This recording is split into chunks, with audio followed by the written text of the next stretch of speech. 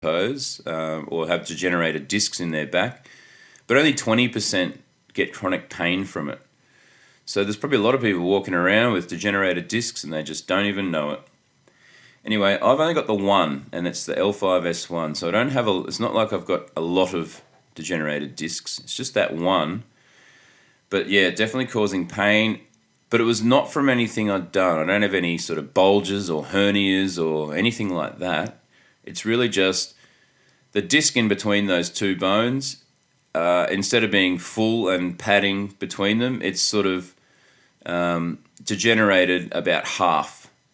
So that causes the two bones to, at times, potentially touch, which causes inflammation, which inflames the muscles around it, which leads to spasms. So this course I did, it's all revolved around hinging at the hips, toes pointed forward, hinging at the hips, and also around squatting. So the first things they teach you is you get a broomstick, you touch it to that part at the back of your head that bulges out, you touch it to the top of your spine that sort of bulges out. Your spine, if you look at your spine from side on, it's almost it's kind of like an S shape, I guess. Not it shouldn't be that dramatic, but it's kind of an S shape.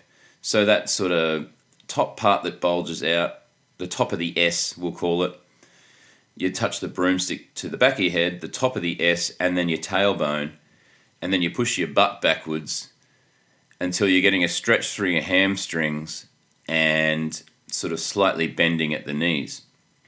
And so that's a hip hinge. And that's one of these very functional movements, and they really drill that into you because a lot of this functional movement course is about keeping a neutral spine. So with my particular condition, you want to keep a neutral spine as much as possible. But it's also about building capacity in those areas. So in the muscles all around that degenerated disc, so the glutes, the lower back, and that whole posterior chain, also in the core, in your stomach, you want to build up all your stomach muscles. You've actually got 3 lifters in your stomach and only 2 in your back. So you're always best off to be tensed up through the core when you're lifting and doing physical stuff. So basically, I had to learn to move again. And over the course of that 8 weeks, the way that you fix your back is hip hinging, and they call it squat to sit to start, but it ended up being squats. And you end up adding weights. And then there's a lot of little balance movements and core strengthening movements. But there's always a way to do it.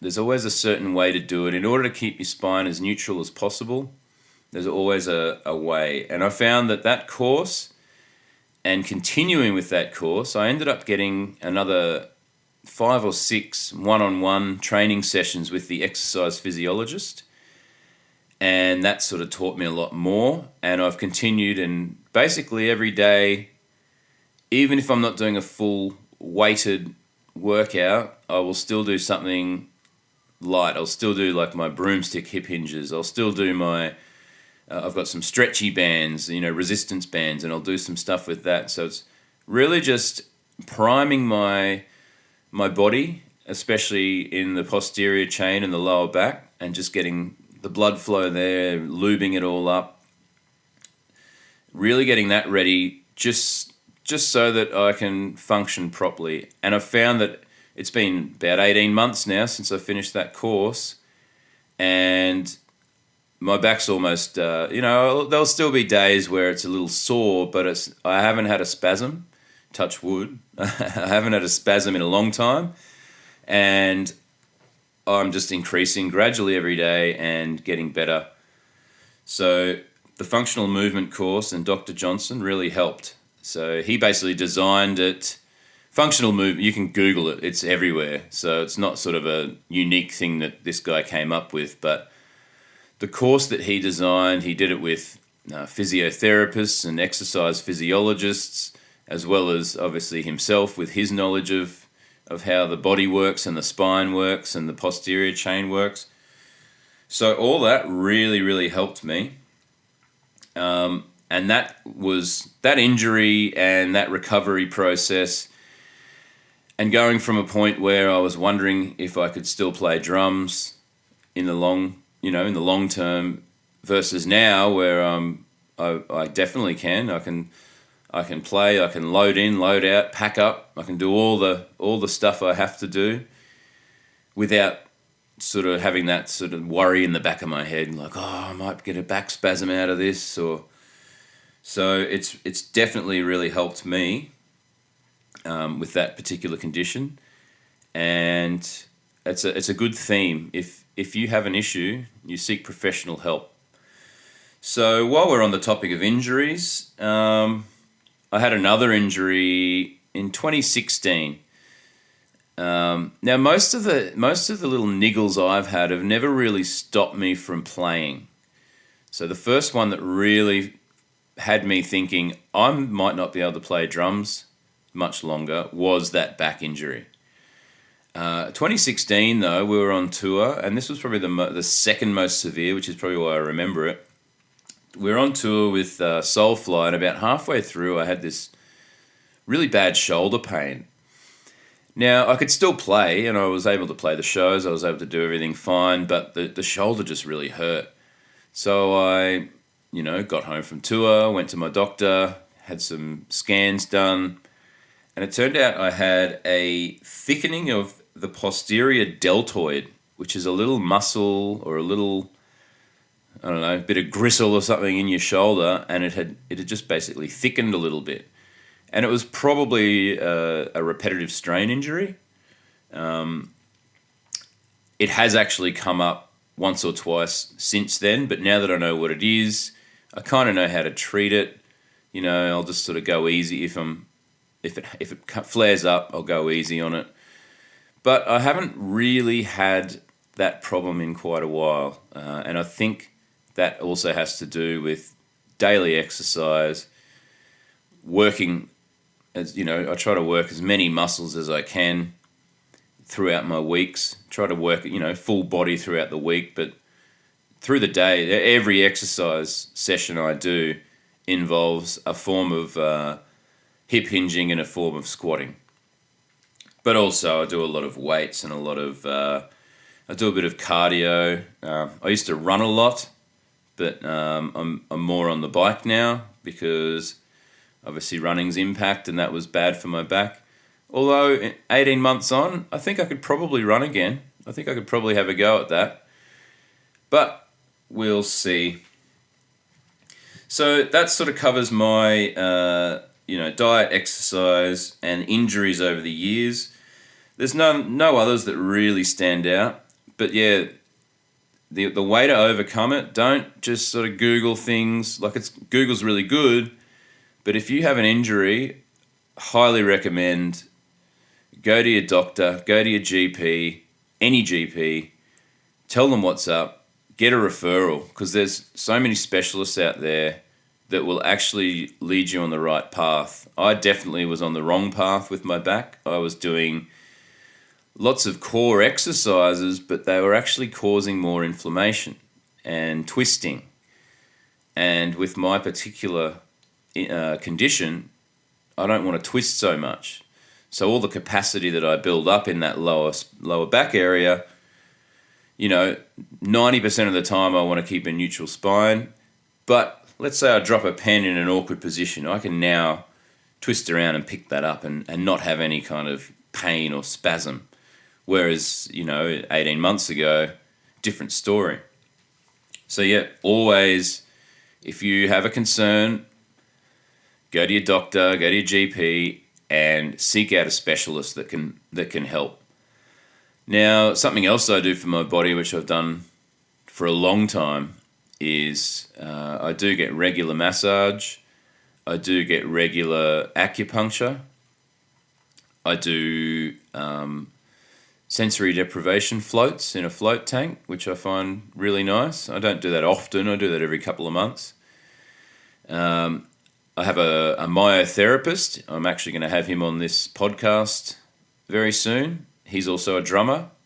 He became a myotherapist because he had injured his back through many years of hard labour, concreting and drumming and bodybuilding. You know, he had done a lot of that. But we'll dive into that when we talk to him. It's going to be a really great chat. So anyway, I think for me, let's go into what do I do solo on the kit. Well, what do I do solo on the kit? These days, mostly practice, mostly learning songs. If there's something I want to do, if there's something, oh, that's cool, like I'll hear something, I'll go, oh, okay, and I'll try that. But yeah, it's mostly practice. I warm up with a lot of sort of rudiments, mostly paradiddles. I do a few different types of paradiddle or paradiddle diddles or double strokes. Mostly do that sort of stuff as warming up. And then when I practice, it's usually learning or just playing along to demos. Currently, King Parrot's in the writing process.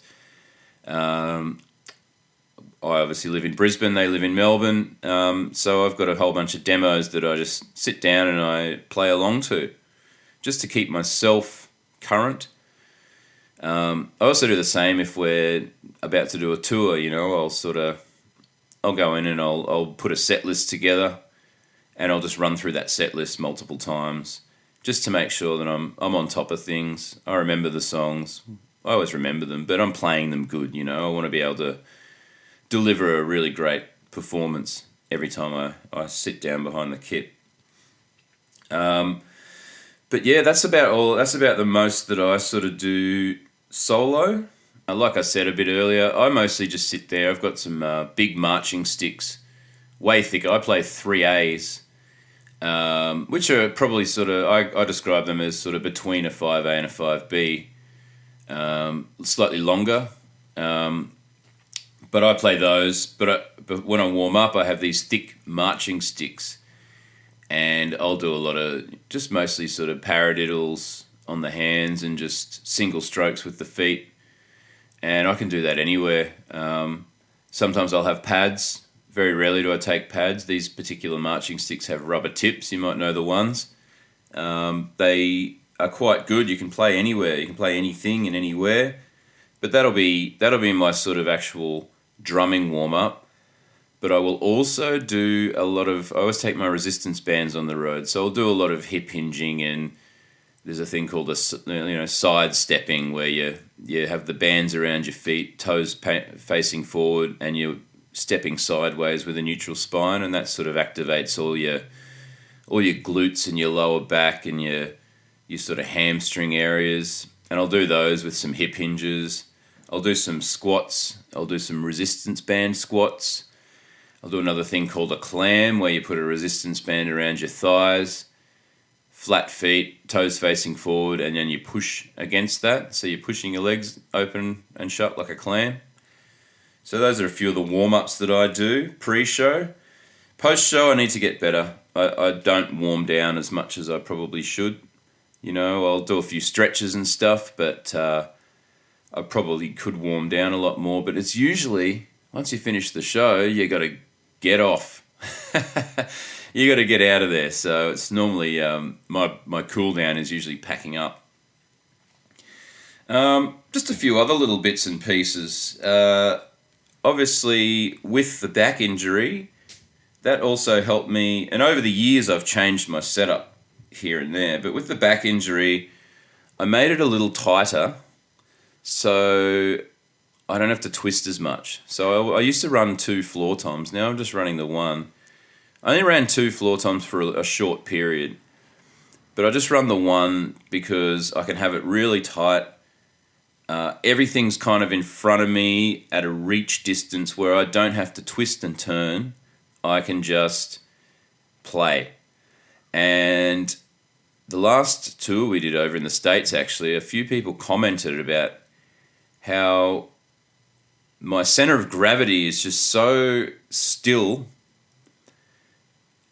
I stay very relaxed, yet the arms and the legs are going everywhere, and I'm just sitting very still, and that's exactly what I'm going for. So it was good to hear that from a few people, a few friends who were perhaps watching.